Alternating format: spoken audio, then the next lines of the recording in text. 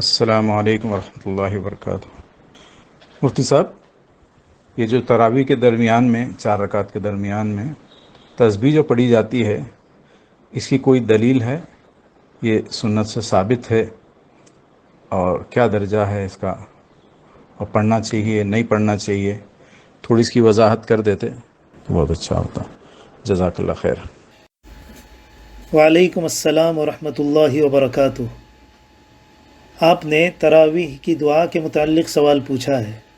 اس کے بارے میں وضاحت یہ ہے کہ تراویح کی نماز میں ہر 4 رکعت کے بعد تھوڑا سا وقفہ ہوتا ہے۔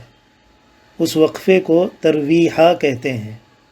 ترویحہ مستحب ہے اور اس کا مقصد تراویح کے دوران تھوڑی دیر راحت و آرام حاصل کر لینا ہے۔ اسی لیے ترویحے میں شریعت کی طرف سے کوئی بھی عمل متعین نہیں ہے۔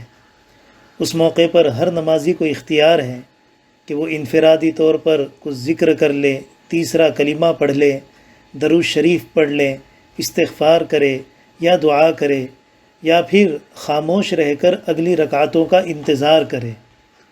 اور وہ دعا جو تراویح کی دعا کے نام سے مشہور ہے، سبحان ذی الملک والملکوت، مکمل دعا، اس دعا کو بعض فقہائے کرام نے ذکر کیا ہے۔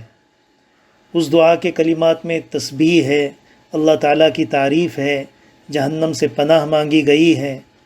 اس دعا کو ترویحے میں پڑھ سکتے ہیں، لیکن آج کل ترویحے میں اس دعا کے پڑھنے کا اتنا زیادہ اہتمام کیا جا رہا ہے کہ اب اس بات کی وضاحت ضروری معلوم ہونے لگی ہے کہ ترویحے میں اس دعا کا پڑھنا ضروری نہیں ہے اور نہ ہی سنت ہے۔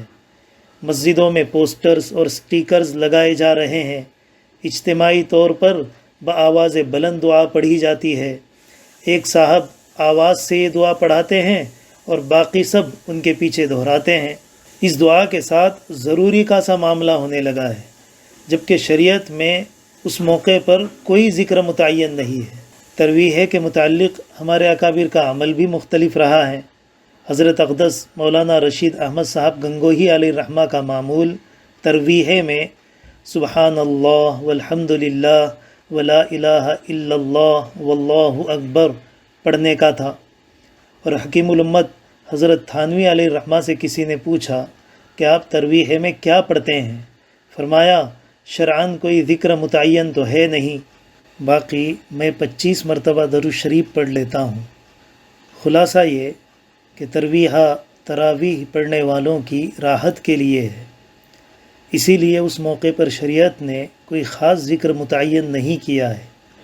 نمازی انفرادی طور پر ذکر کے جو کلمات چاہے پڑھ سکتے ہیں اور چاہے تو خاموش بھی رہ سکتے ہیں، اور ترویحے میں تراویح کے نام سے مشہور دعا کا پڑھنا ضروری یا سنت نہیں ہے۔